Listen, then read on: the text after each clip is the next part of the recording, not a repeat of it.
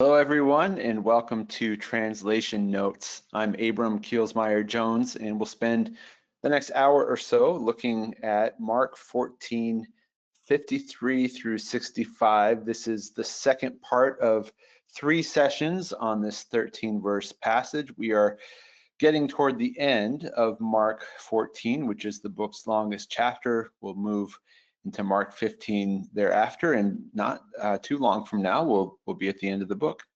There is some material early in Mark that I did not cover that we'll go back and pick up as well. So today, Mark 14:53 through 65.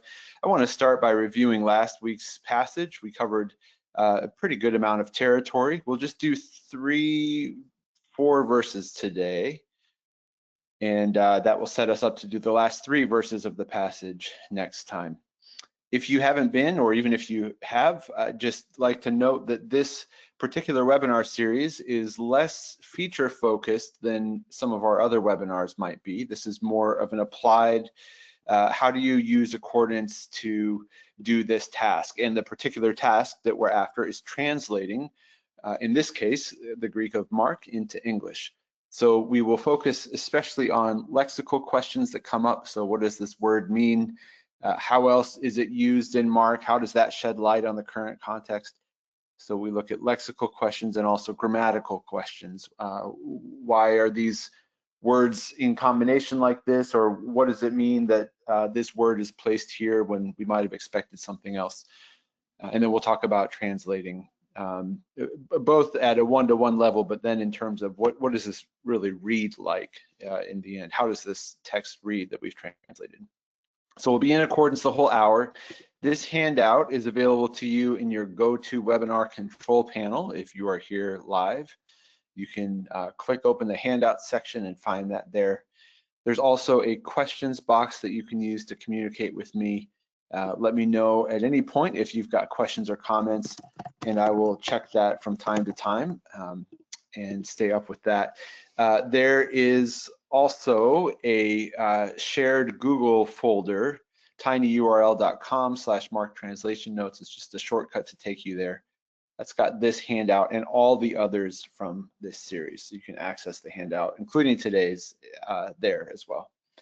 abramkj@accordancebible.com is my email. I welcome any comments or questions on email as you are so inclined.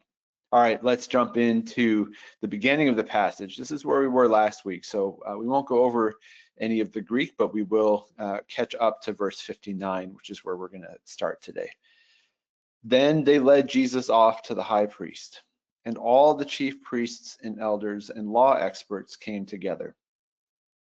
And Peter followed him from a distance, right into the courtyard of the high priest. And he was sitting with the guards and warming himself by the fire. Now the chief priests and all the Sanhedrin were looking for testimony against Jesus to put him to death, but they were not finding anything. For many were giving false testimony against him, but their testimonies were not consistent. And some stood up and gave false testimony against him, saying, "We heard him say, I will destroy this temple made by hand, and in 3 days will build another not made by hand." But not even on this was their testimony consistent. There are some interesting structural features here.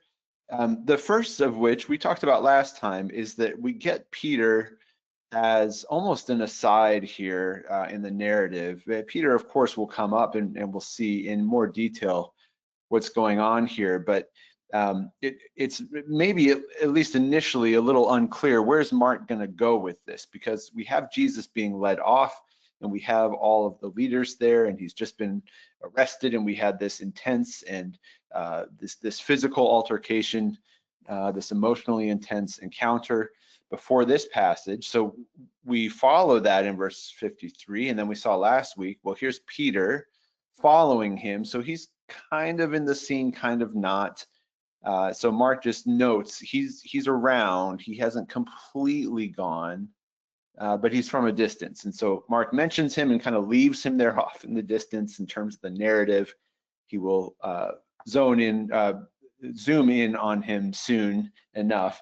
But then in verse 55, we get back to what 53 started. So there's almost a parenthetical statement, or maybe a little preview. Think of it as a little teaser trailer in the midst of this other narrative.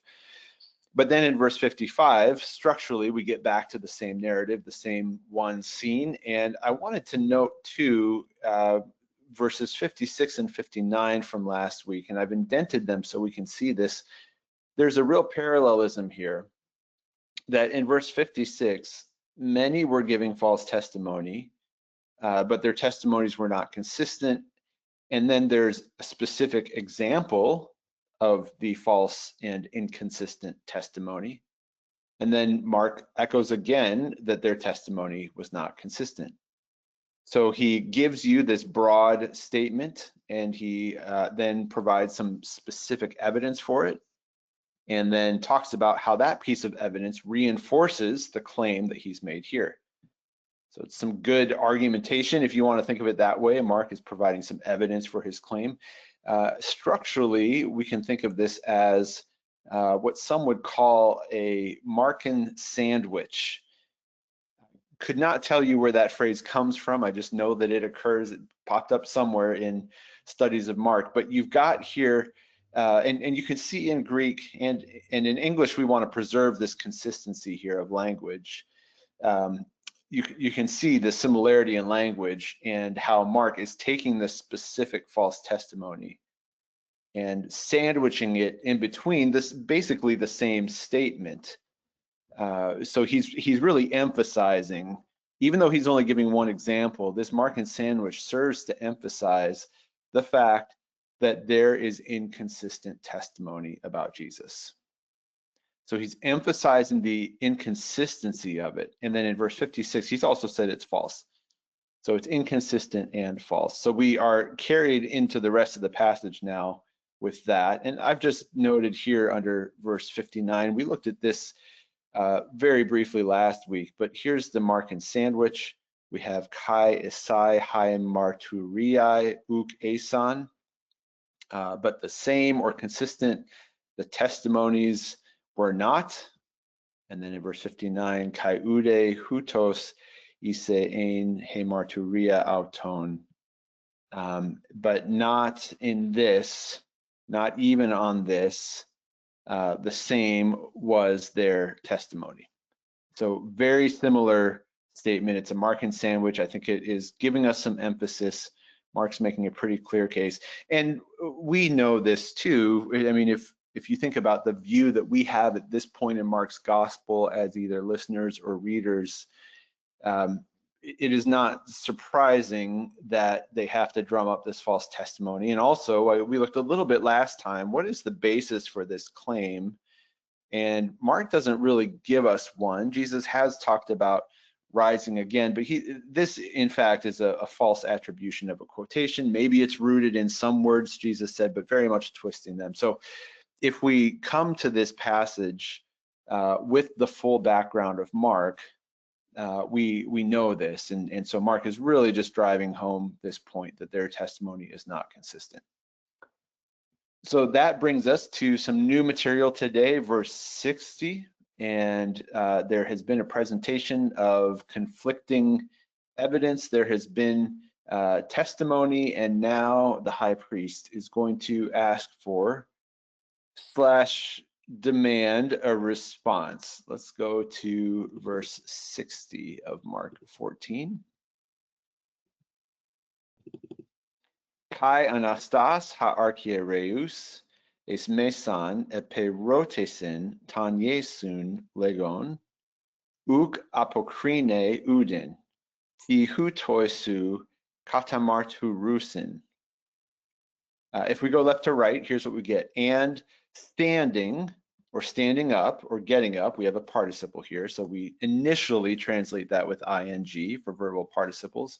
In standing, the high priest in the middle asked Jesus, saying, not you answer nothing. Why, or I think in this case we have actually what. So T is what these things of you are they testifying, or what these things are they testifying against you? Well, that's obviously interlinear English. That's not smooth English. We can smooth it out this way. Then the high priest stood up among them and asked Jesus, aren't you going to answer? What is this they are testifying against you? Anastas epirotesin, I think, is a participle of attendant circumstance. We had this in verse 57 with some stood up and gave false testimony. It was the same construction, and standing, they gave false testimony. And you could translate it that way. But this also meets the criteria of this particular verbal category where we take a participle and translate it as if it's a main verb in parallel with the other one. So whereas grammatically, the participle anastas is subordinate to the main verb, we can translate them as if they're on level footing. And in fact, it is not so much that Mark wants to elaborate on the way in which he asked Jesus. He's just getting the high priest up out of his chair. The high priest is standing up and saying. So I think we translate it that way. Then the high priest stood up among them and asked Jesus. This eis meson is in the middle, is really what we're seeing in Greek. And I suppose you could translate it, and the high priest got up in the middle and asked, but in English, we don't usually leave in the middle without explaining what a person is in the middle of. This is more permissible in Greek. You could say he stood up in the midst, in their midst, in the middle of them, among them. I think one way or the other, you probably need to supply the pronoun them to show that he's standing up among the crowd. Now, it's obvious by context among whom he's standing up. I mean, the people have been named, the groups have been named who are here. But just note that I think if you just translate this as in the middle, I don't know that that will quite work. I like to bring out a little bit more clarity, or at least something that stylistically makes more sense. So usually this in the middle in English will have reference to a location or people. So either among them or even just in their midst. So the high priest stood up among them and asked Jesus. We get and asked Jesus, saying, comma, quote. We've seen this construction multiple times in Mark. You might find, I think it's the King James or the Authorized Standard Version tends to translate this word for word. Let me just make sure I have verse lookup selected, and I'm going to see if I can. Yeah, and asked Jesus, comma, saying. Got that in the ASV. That'll be in the King James as well. And asked Jesus, saying. So if your goal, I mean, maybe think of it this way. Maybe you have a final translation that's meant to be more stylistically, readable or engaging. Maybe as a preliminary translation or as an interlinear note, maybe somewhere in your notes you want to bring it out this way. This to me, reads that this is more archaic English in part because of the King James. In fact, here's Mounce doing it too, which is interesting. He may be doing that with Greek students in mind and wanting to be able to read the Greek back from the English. Anyway, we see this time and time again, and you really could do it either way. You can also think of Legon as a comma quote, basically, because we don't have punctuation in the manuscripts, so feel free to understand it that way. So he asked Jesus, aren't you going to answer? Uk apokrine uden, which is, are you not answering nothing? If you take it word by word. So here's uden, which is nothing. Uk is not, and apokrine, answer. Are you not answering nothing? We'll see again in verse 61 when Jesus, in fact, does not answer nothing. to use the Greek. This is from the UBS Translator's Handbook, and it applies in both cases. In Greek, it says the double negative is emphatic and not, as in some languages, equivalent to an affirmative. So if you're doing math and you say 3 minus -2, that's the same thing as 3 plus 2. The two negatives make a positive. This is not math, and it's not English, it's Greek. And so there is a double negative here, but it's not even the way a double negative can function in English. It's just meant to pile on the emphasis. So consider that then when you're translating. I don't know that I've quite pulled out the emphasis with "aren't you going to answer?" But I think that does emphasize it a little bit more than just a straight up "are you going to answer?" But you could consider something like, are you really not going to answer? Are you not going to answer anything? Are you not going to answer at all? There's a variety of options there. And I think the point here, fidelity to the Greek in this case, doesn't mean getting one English word for every Greek word. It means pulling out what the Greek is doing. And if what the Greek is doing is emphasizing, then we want some way to emphasize in English. And it just happens that Greek and English don't emphasize things the same way. We don't emphasize with the double negative. We have other ways to do that. You might even think about your punctuation here. Aren't you going to answer? Question mark, quotation, or question mark, exclamation mark. There's a variety of ways you could deal with that.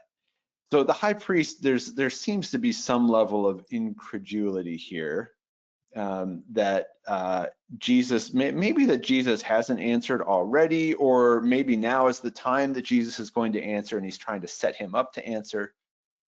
He elaborates, and we'll just pause here for a moment after this for comments or questions. He elaborates more specifically, aren't you going to answer, namely answer the things that they are testifying against you? Ti hutoi, what are these? That's a plural. I have it as what is this, which could be a collective, this stuff, but more literally, what are these things? You could do it that way. What are these that they are testifying against you? What is it that they're saying against you? And of course, the high priest is not just expecting Jesus to regurgitate or quote them. He's really just saying, can you answer these charges? Which is a little odd because they've got some inconsistent testimony. So, not only is it false, but it's inconsistent. So what is he expecting Jesus to respond to? Well, it's not very clear. He's just looking for Jesus to say something. Very briefly, before we get to questions, this verse ends with katamartu rusin. And if I'm going to turn off my live click, triple click that. And you see here, you've got this martureo, this root that has come up throughout the passage already, this idea of witness or testimony. And this kata here just emphasizes that it's testimony against. It is not objective testimony. It's not true. It's not consistent. It's pointed. This is not a fair trial, if it even qualifies as a trial. Trial in name only, but this kata here, this prefix, is showing us, and BDAG shows this too, that it's bearing witness against, it's testifying against. So this is adversarial. It's an adversarial question, and I think we see that by the emphasis here with "aren't you going to answer?" And then also this whole "they're testifying against you." And again, it's inconsistent. The high priest doesn't stop and say, well, wait a minute, let's get our story straight. He just turns right to Jesus. So we'll get Jesus's response in verse 61, but let's pause there and see if you've got comments or questions on anything so far. Yes, great point. Let me put this in the chat so you can see it. Somebody says, why should Jesus respond? No valid witnesses or charges have been laid at this point. High priest is piling on the pressure, lacking actual testimony. Yeah, well said. Yeah. Let me see what other questions we've got. Great point. Again, same person says, high priest is frustrated. Where is Judas?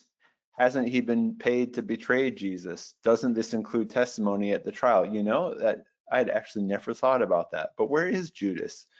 And yeah, that would make a lot of sense, that you could get a testimony from Judas. Now, it may not be a testimony that has to do with blasphemy per se, but presumably if the high priest is after Jesus and Judas has just done the betrayal, he can probably get him to testify, or at least try to. And you know, you've got someone from the inner circle, there's some added credibility there. Yeah, that's a great question. Here's another comment from somebody else. Let me put this in the chat and I'll read it. Jewish trial law had a Fifth Amendment-like policy, not expected to testify, so this seems to be a ploy for Jesus to trap himself by his words, given the witnesses had not done so effectively. Another great insight. Yeah, that's right. Yeah, it's almost, I mean, you get the sense that the high priest is grasping at straws. I mean, you get the sense, like we know that from the narrative, because we know more, having, you know, read through all these chapters. But even just in how the high priest is described, I mean, there's already this little hint of desperation. And Mark doesn't say it explicitly, but it's coming out. And yes, that idea of trapping Jesus, I mean, that would not be the first time in Mark that somebody would try to do that. So yeah, those are great thoughts and great questions. Yeah, so there's some absurdity here, I mean, in my opinion. And when we think about what we've seen so far, and just, you know, we know the facts as Mark has presented them, and you know, Mark's given us some detail, and you know, stuff's just not adding up. And so we get the pressure. Jesus's response, well, it's interesting. Jesus has two responses. The first one is silence. And then the high priest asks him again, Pauline, with different wording now. We'll look at that. And then the second response is, wow. The second response is basically Jesus claiming to be everything people thought he might have been saying he was, and also quoting their scriptures and his scriptures. And anyway, so that's verse 62. We're getting ahead of ourselves. So we're going to get a really powerful response here. But first, there's silence. That's in 61. So let me go back to accordance for that. All right. Ha de esiopa kai uk apekrinata uden. There's a double negative again, uk uden, not nothing. Palin ha archiereus eperota autan, lege auto, su e ha Christas, ha huias tu eulogetu. We've got a question there. And if we just go left to right at first, we get and, or but, or now, or then he, so ha there, masculine singular nominative article functioning as a pronoun, as a subject. He was silent. And this is an imperfect verb, so we can understand this as kind of an ongoing state, even if it doesn't last very long. I mean, he's kind of in this state of silence. And he did not answer nothing. He did not answer anything. He didn't say a word. Again, think about how you might want to bring this out, this emphasis. Again, the high priest asked him and says to him, you are, or really, are you the Messiah, the Son of the Blessed One? So here's my translation, but he was silent and did not answer anything. Again, the high priest asked him, are you the Messiah, the Son of the Blessed One? Here's the double negative again. Here's that quote from the UBS translators handbooks. And again, just maybe think about how you want to bring out this emphasis here. There's a number of ways you can do it. It's interesting, we have this ask saying, eperotesen legon here. We get that same redundancy. It's drawn out a little bit more here. We get eperota kai lege auto, and saying to him, or and he says to him. We even get an indicative verb there. I think you'll find a number of translations, including mine, that just sort of treat that as pleonastic. I'm not sure that Mark is meaning any emphasis by that. I always could be wrong, but my sense is we just have another pleonastic lego, or in other words, one that doesn't need to be translated, or you can understand it as comma quote. It's a little different from verse 60, but that's how I've rendered it. But understand that the underlying Greek is giving us asked him and said to him. And if you were just to read this in English without ever having looked at Greek or Hebrew, without ever having known that a language did this, that would maybe sound a little odd. And so that's why I think many translations make it more English-like, but more according to English style. All right, well, here's R.T. France in his New International Greek Testament Commentary. He says, the high priest's direct intervention meets with the same response of silence. In verse 60, let me just expand this a little bit. Mark left Jesus' silence to be assumed. Aren't you going to answer? So there's almost this implicit, like, should he have already answered? Does the high priest think he's not going to answer? Does he already look quiet? Something like that. And maybe you don't read that like France does, but he says it was assumed. Now he states it emphatically, did not answer anything, and formally with the typical dual expression. And the dual expression, not only do we have the emphasis of the double negative, when France talks about the dual expression, he's talking about, we get two verbs here. He was silent and did not answer anything. So there's really no question about Jesus' silence here. We should think about the titles here. These are worthy of much greater study. For translation, not a whole lot has to be done here, I don't think. They're pretty straightforward. The big question with Ha Christos is, do you translate it as Messiah or Christ? Of course, we've got the article there, so the Messiah or the Christ. And you may know many Pew Bibles that have virtually no notes will at least have a note where it says Christ in the surface text. You have a little footnote, and at the bottom it says or Messiah. And we've looked at this title before in Mark. We've done some word study on this. So you might even just refer back to that for the corresponding verses. Again, everything's at that tiny URL here up at the top of your handout, but you might just go back and look at some of these uses of Ha Christos. Again, in translation, really you're just deciding between Christ and Messiah. I think in this case, Messiah is what we want. But go back and look at the other uses. And to do that in accordance, it's very quick. Search for lexeme. So I just right-clicked it, search for lexeme. And I'm just going to jump ahead to Mark in the go-to box. And we see it in Mark 1:1. We had it in Mark 8:29, Sou e ha Christos. That's Peter talking. We have some self-referential Christ or Messiah language here. We had Mark 12, and then Mark 13 is something a little different, but we've got enough passages already that we can check our notes. Maybe we've done a word study by this point, and if we haven't, this is a triple click away, and you've got BDAG here with a good long article and lots of examples, and you could open up your info pane and check your commentaries. There's going to be comment on this word because it's so important to what the high priest is asking him. So he's asking him, are you the Messiah, the Son of the Blessed One? We've seen Ha Christos used in Mark.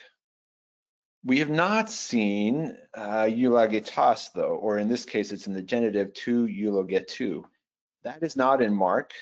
And I know that because I searched for it, and I even saw a commentary that said the same thing. So we just want to right-click and search for not inflected, because that will only search for the genitive case. We want to find this word anywhere it might occur in Mark, and it's just here.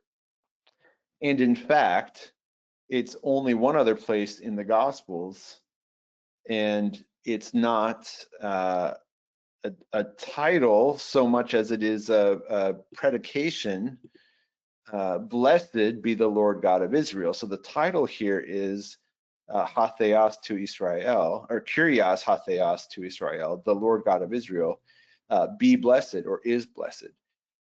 So this is a little potentially confusing. Certainly we don't get anything from context here. So in other words, we want to ask a couple questions, just like we did with the false testifiers. Where did that come from, if anywhere? Here we want to ask, all right, why is the high priest asking about Messiah? Why is he asking about the Blessed One? And there's some historical research we could do here too. I think before we do that, we just want to look at Mark's narrative. And so we've seen Christos used. It's possible that word got to the high priest, that Jesus had used that, Peter had used that, and Jesus had basically affirmed it. This word is not like that, ha eulagetos. So I only have 2 bullet points on here, although I welcome comments and questions, and there's whole trail we would probably want to go down to better understand this. Again, for translation, not difficult at all. Ha huios is in the nominative, so the son. Tu is the genitive, so the son of eulogetu, the blessed one. And because this is reading as a divine title, I've capitalized it. So blessed one, or you could just say the son of the blessed. I think blessed one makes more sense. Well, here's France. He says ha eulogetas alone as a title for God, as opposed to the adjectival use. This is what we just saw, blessed be God. The title does not occur elsewhere in biblical literature. I, in fact, looked for this in the Septuagint too, and the word does occur, but to France's point, you're going to see this blessed used as an attribute or an adjective, but as a title, it doesn't occur elsewhere in biblical literature. But France goes on, its appropriateness in a Jewish context is attested by such formulae as bless the Lord who is to be blessed.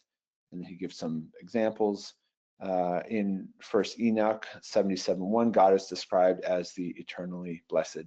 So this is where I say, for further reading, for further research, you may do that in any number of ways. You could take this word and search it across your Greek texts. You could search, you could even just go to File, New Tab, Research, and type in Blessed or Blessed One or something like that and see what you can find. You can look at these hyperlinks, you can look at your commentaries.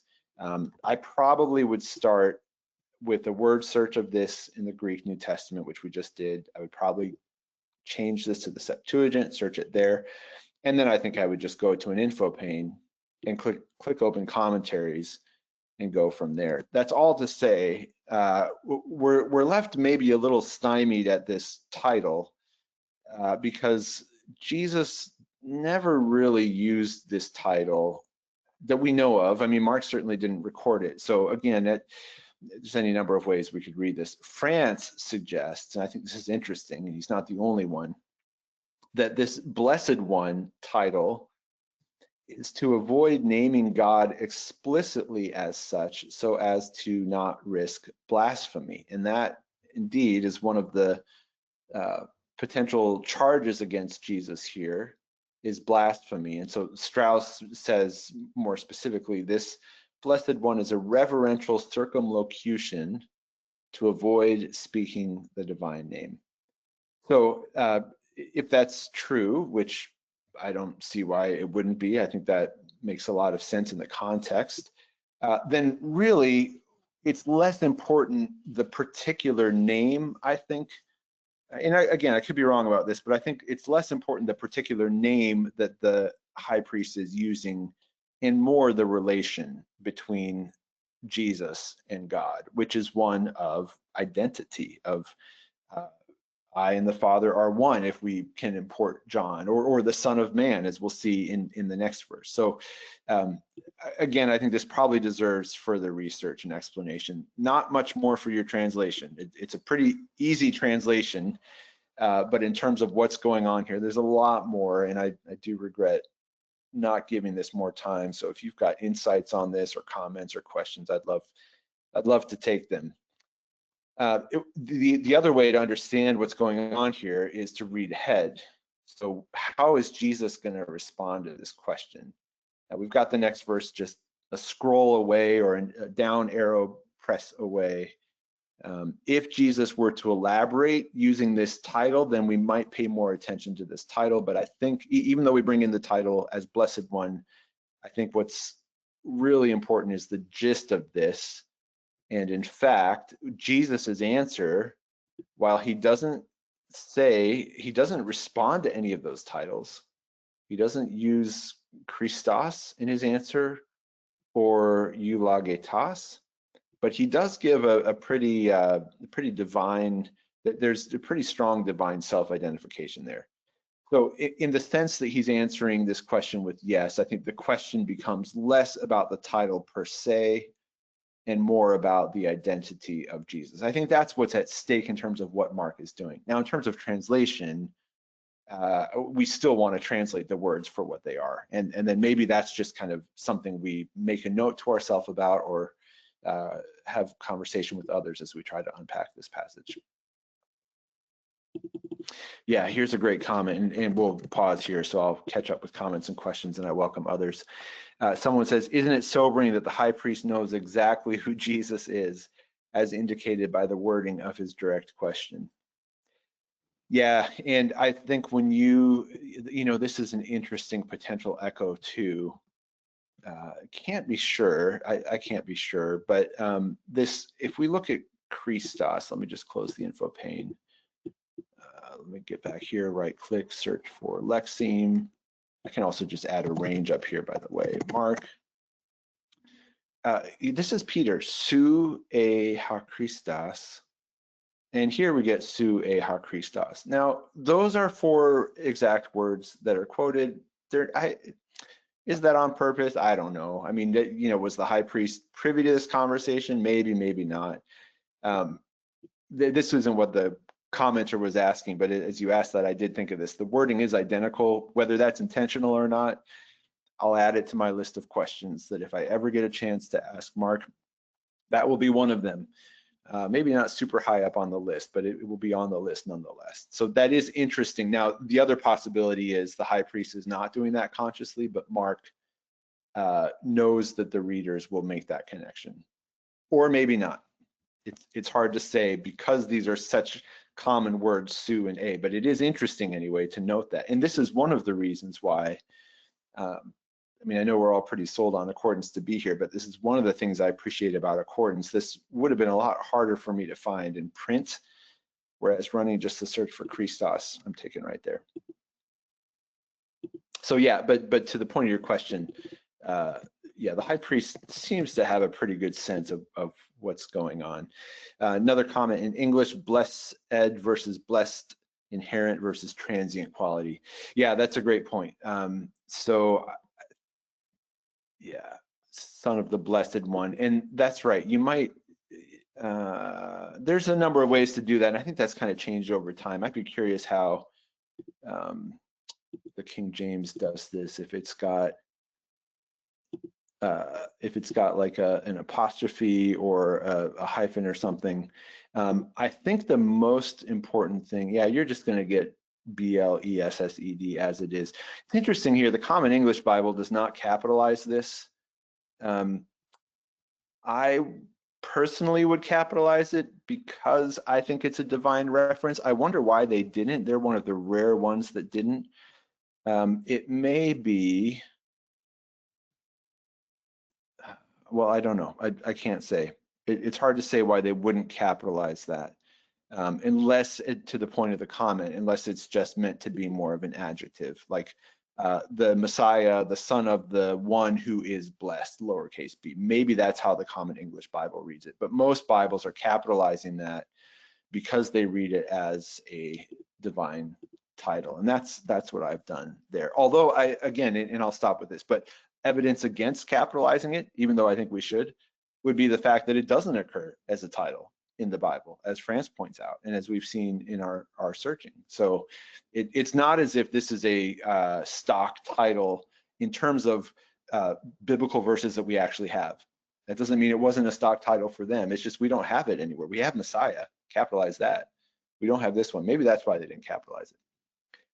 Personally, I would not spend too much time on capitalizing it or not, but I do think it needs to be capitalized, and also because I think it's in parallel to Messiah. All right, yeah, France suggests this, I think we went over this already, this idea that it's to avoid speaking the divine name. Well, if there was an effort to avoid speaking the divine name, it did not succeed very long, because Jesus is going to at least use the words of the divine name. Whether he's doing this on purpose or not is a point of interpretation on which not everyone agrees.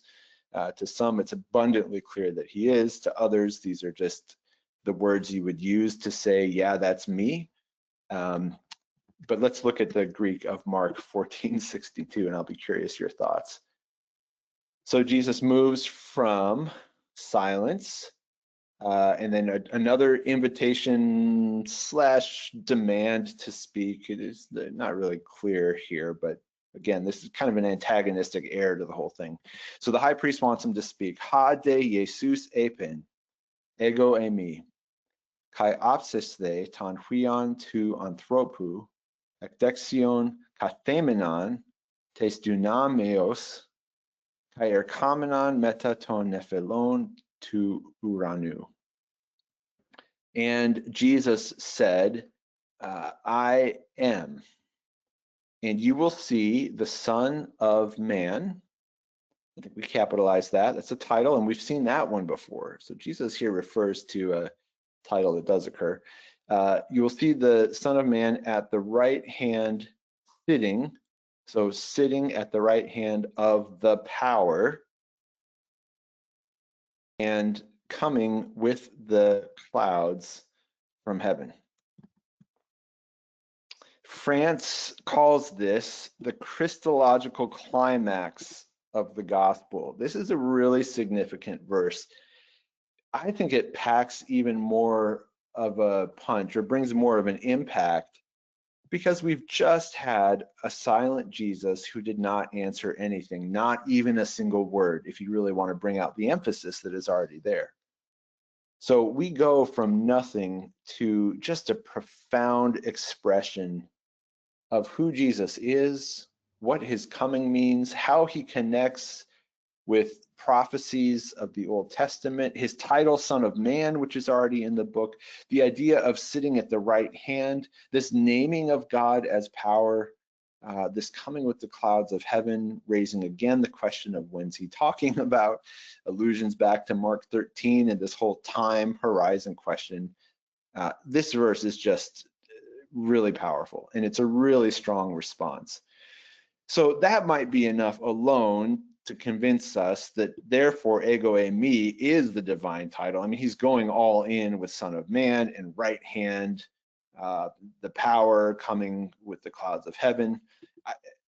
I just put it as a question mark. Again, some interpreters say it is, some it isn't. I don't know what other evidence you would use other than context to judge this. I suppose what you could do is compare this to all the other uses of ego eimi and go from there and see, are there indisputable times where Jesus says that and it just means, yeah, that's me, or it just means I am, all capital letters. We're not going to get a whole lot in Mark, I don't think. Well, we did get Mark 6. Where they see Jesus and they're terrified, and he says, ego eimi. I think we talked about that then. But yeah, this is not, I don't think this is an open and shut case one way or the other. But if you think it is, what you could do, if you're sure this is a divine name reference, you might capitalize the AM there, I am. If that's, you've done your research and you're sure about that, and you want to bring that out in translation, that's how you would do it. Otherwise, I've just done I am, lowercase am. So Jesus here, whether that's explicitly intended or not, he is saying yes to the titles that the high priest has asked about. So whether ego eimi is also a divine naming or not, he is saying yes. I mean, that's the way of saying I am. Yes, I am. And what is he saying? Yes, I am too. That he is the Messiah and the Son of the Blessed One. So he's saying, yeah, yes, I am. So he is acknowledging those titles, and he's adding his own, Son of Man, which again we've seen throughout Mark already. I would take some time. We won't do it now, but select this whole phrase, ton huion to anthropu. Of course, we've got this in the accusative case, this in the genitive case. We want it in all the cases. So we'll search for the lexeme, which will give us search the nominative form, but return all the inflections. We'll add a range, Mark. And here it was in Mark 2:10, Mark 2:28, Mark 3. Jesus is referring to himself very early on as the Son of Man in Mark 2. And then there's more in 8 and 9 and 10 and 13. So unlike the title, the Blessed One, and like the title, Ha Christos, we do have the Son of Man. That is one of Mark's favorite titles for Jesus. Jesus uses it of himself. So he's adding that to what he's saying yes to. All right, he's sitting at the right hand of the power. I didn't put any notes here, but you'll see in your commentaries and maybe already know just from personal reading that this right hand is a place of privilege. It itself is a place of power. It's a place of honor. Do we have sit at my right hand already in Mark? Let me just go to, let me just search this word. Well, we have the disciples asking to sit at your right hand in glory, and it's, yeah, here, it was Mark 12. Sit at my right hand until I put your enemies under your feet. So even in Mark, we get this right hand as a place of honor and a place of power. So he's sitting at the right hand of tes dunameos, the power, where dunamis is a reference to God. I suppose you could translate this as the powerful one, but I would just look at what other translations do. Let me live click this. And we'll see what other English translations give us. The right hand of power, that's interesting. Capital P, capital P. Okay, so they're dropping the article there. In others, we get the right hand of the power. Regardless, I'm seeing a lot of capital P here. And so the idea here being, again, that this is God. So whether you call it the power or power capital P, here's the NET's note. Again, a circumlocution for referring to God. Such indirect references to God were common in first century Judaism out of reverence for the divine name, sort of like when you come across the title Yod, He, Vav, He, in the Hebrew text, instead of Yahweh, you read Adonai. And so the thinking there is that Jesus is doing the same thing that the high priest is. Now, whether you think that's true or not, I mean, that's a point of interpretation. He may be doing that, he may not. He's self-identifying with God, so I don't see any reason why he would also feel a need to use a circumlocution if he's going to go this far and say ego eimi. But be that as it may, I think power with the capital P is what we want here. Another direction for future research is, what is Jesus talking about here? We've got allusions to Psalm 110:1 and Daniel 7:13. This idea of coming on the clouds and the Son of Man sitting at the right hand of the power. We already had the Psalm in verse 36 of chapter 12. So that's being mentioned here. We get these references, by the way, from just about any study note or commentary that will point us to these. Let me just recommend one resource for you to look at this more if you want to explore these verses and in their original context. A really good resource for this is the commentary on, let's see, New Testament use, commentary of the New Testament use of the Old, commentary on the New Testament use of the Old Testament. I knew I would get that eventually. And you can just go there to Mark and you're going to find this passage will have quite a bit here. We are in 1462. All right, let me just close this for now. So this commentary, and if you don't have this particular commentary, any commentary is going to speak to this illusion with at least a paragraph or two. This is going to do it with like a dozen pages. But it will talk about the New Testament context. It will talk about this as a composite citation. So we're not just looking at one quotation, we're looking at a combination of two different places. So I mean, if we really want to understand the background, this could be a lot of research here. This New Testament use of the Old Testament really distills it down. It has mentioned these verses elsewhere in the commentary because they've come up elsewhere in Mark. And then really, actually, this is not as long of an article as it sometimes is, but it does link to some other articles here. And then really what we, in the end, I think in terms of meaning, we might want to be curious, not just about historical background, but how is Jesus using these now? And we get this statement here, and I'll just read this. Eschatologically, Jesus's appeal to these two texts suggests that the crisis moment in Israel's history has come. The Christological implications are the same. From early on in Mark's gospel, Jesus's astounding authority has been clear. Here, in another climactic moment, he is faithful Israel's representative, messianic Son of Man sharing God's authority. By the same token, ecclesiologically, those who follow him constitute the authentic remnant Israel.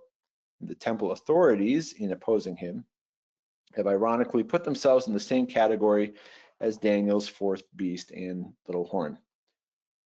Well, that is a mouthful, but the idea being that this is a really big deal, and it's a recapitulation of this theme of authority here. He's identifying himself with God as God, and this idea of power and this coming on the clouds. There is the question, which we won't address today, about the when. When are they going to see? Jesus doesn't say. You can find, as you can imagine, a range of interpretations on the when of this. We might want to just look ahead and see what kind of response we can anticipate, because we'll move on to this next time. Let me get my other NA28, and then I want to use the rest of the time for questions today and comments. Let's just get in English text and look ahead. Yeah, the high priest tore his clothes. All right, so that's next. Blasphemy. So regardless of this ego eimi, whether it's divine title or not, it certainly is read as blasphemy. And again, whatever you think about that, this, even without the ego eimi there, I mean, this is pretty, you know, not words for a mere human to utter without getting in trouble for it. So he's going to be condemned to death, and this takes us now to the crucifixion. And this is the most proximate why as to the question, why did they kill Jesus? There's a lot of answers to that question. There are theological answers. There are lots of answers even just within Mark, what led up to this. It wasn't just this statement, but this is the most proximate statement we get, or event, before we get to they condemned him as deserving death. And then we go back to Peter, so that's almost not really an aside, but it's just a scene change. And then he's brought before Pilate, but they are decided on death at this point. And the last piece for them was this statement here. So this is, I think, just an enormously important verse for Mark. A lot more to unpack there. I'd love to hear your thoughts and questions. I put a longer R.T. France quote here to close, where he ties some things together. Talking about how this is what he calls the Christological climax of the gospel. I mean, if Jesus here, he says the time for concealment is over, and the truth must be declared firmly and openly to those who presume to set themselves as judges over him. So whereas before there was some secrecy, even with this title of Christ or Messiah, with Peter, Jesus is saying, you know, don't tell. He is just fully and boldly declaring that he is Messiah by saying, yes, I am, and then some. He's also the Son of Man. He's also at the right hand of the power. He's also coming with the clouds of heaven. He's fulfilling things, and there's a lot more that we could read into this as we do our work with interpretation. But let's stop there for the day, and I'll turn it over to comments or questions that you've got, and we're just getting a little preview here. We'll finish the passage next time. But yeah, this is just utter exasperation, just grave offense. Why do we still need witnesses? Note the irony there. They didn't really need the witnesses anyway because they weren't doing anything. I mean, legally, anyway, I think there's a little bit of irony there, but they're done. You know, they've got the witness they need, which is that Jesus is a blasphemer. We heard it out of his own mouth. We have heard it. So then they condemn him to death. That'll be next time. Let's check in with your questions or comments. Yeah, here's a good comment. Someone, I am equals divinity / Son of Man equals humanity, given the entirety of his imminent sacrifice for us all as fully God and fully man. Yeah, there is an interesting combination there of those two things, isn't there? That Son of Man and that ego eimi and the sitting at the right hand. Thanks for pointing that out. Yeah, when will the high priest, etc., see him? When he is seated, accompanied with the power and the clouds, judgment. Yeah, and I would be curious too. I mean, Mark just doesn't tell us. I'd be curious when the high priest and others thought Jesus was talking about, but they don't. I mean, they don't even want to go there. They're just so upset at the thought. They're not going to sit there and wonder that question. But yeah, I do. I share that curiosity, and you could look at your commentaries for that too. But either way, when the high priest sees him, whenever this future is referring to, it's Jesus and the high priest will both be in a very different position. Right now, the high priest is in a position of power over Jesus, or a position of apparent power, we should say. I think theologically, you can make the case that Jesus still has power even in this situation. But in terms of the narrative, it's not looking good. He's answering to the high priest, at least on the surface of it. And this is not glory. I mean, there's no heaven, there's no clouds, there's no right hand of the power, seemingly here. All of that is going to change. This is going to be completely reversed whenever the you will see is. But yeah, that next time is going to be really different. The high priest is not going to be asking Jesus questions. He's going to be answering to Jesus. So there is a sense of, yeah, some kind of, I think judgment is a good word for that, whether that's a final judgment or something more proximate or both. I really don't think we know. And I'm not even sure that's the point. I don't think Jesus's goal here, again, could be wrong. I don't think the idea here is to predict the future and to talk about a specific time. It could be. But I think that really this is about a reversal of what's happening on the ground here. And it's as was it France who said, a reaffirmation, or maybe it was that other commentary, a reaffirmation of authority that we've seen throughout Mark. Jesus is making clear, even now, where it looks like he has no authority, there is authority. He's using the word power right here. So that gets really almost proclaimed from the rooftops in this courtroom scene. And we'll move next time to the reaction. As always, I appreciate the interaction and your great insights, which help me to understand this passage better. If you've got any more questions or comments, I'm going to end the recording, but I'll stay on for just a moment longer. So if you are watching the recording, again, here's the info, tinyurl.com/marktranslationnotes for the handouts, and you can email me at abramkj.accordancebible. I'm sorry, abramkj@accordancebible.com.